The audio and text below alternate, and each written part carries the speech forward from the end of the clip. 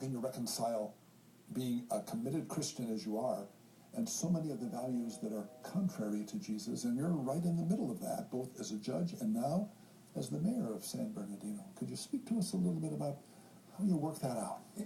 I was explaining to you, Father Mike, that I had this sense that the power of the law was great, and using that power to help people achieve a new life, a new sense of responsibility, I thought was not being properly articulated in the courts.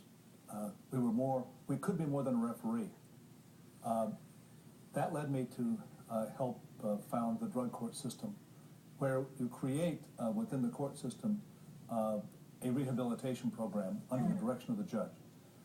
You simply don't call balls and strikes and pound the gavel and put somebody away in prison. You actually offer them opportunities to restore their life, but holding them accountable. Random drug testing, AA meetings every day, NA meetings every day, treatment programs, work employment programs, GED programs, and the like. So you create a vision of where this person can go, but you also have the force of the law to say, well, if you don't, then we'll stick you in jail. There's a consequence. So there's a push. You relapse, and there's a consequence. Right, okay. And that is an incredibly powerful message. Yes. But what it does is give people hope. When you have somebody in that box in an orange uniform, and you tell them, you have an option here.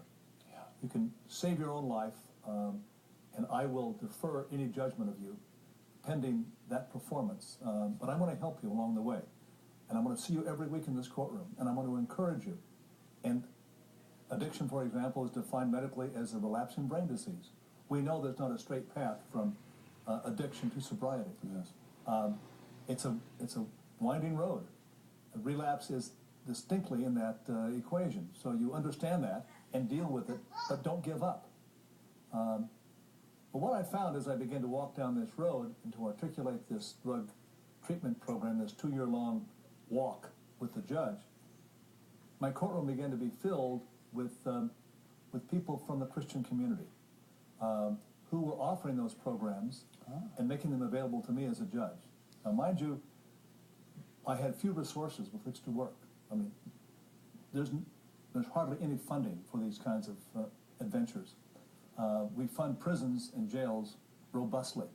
We don't fund rehabilitation programs at all these days, at all. So in my courtroom, I found, for example, people from Victory Outreach Church.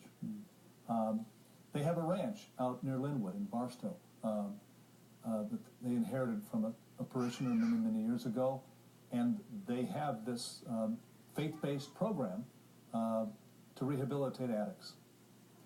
And I went out and looked at it and thought, this is wonderful. At no cost to the taxpayer, using the Bible as the vehicle for behavior change, they are doing a marvelous job. And so I began to work with people within Victory Outreach, putting them, the agreement would include they would attend the ranch and graduate from that program and come back into the city in a safe and sober environment and work with me as a judge. Hundreds of lives have been saved through that program, avoiding prison.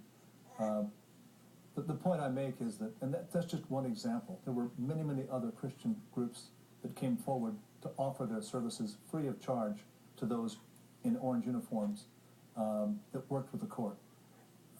We had this admonition about the separation of church and state, but when you have that kind of power contained in the Bible, indeed, you know, there is a local church in this community who has a Bible called,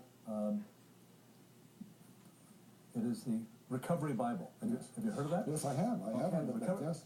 They have a special church service. It began when I asked this pastor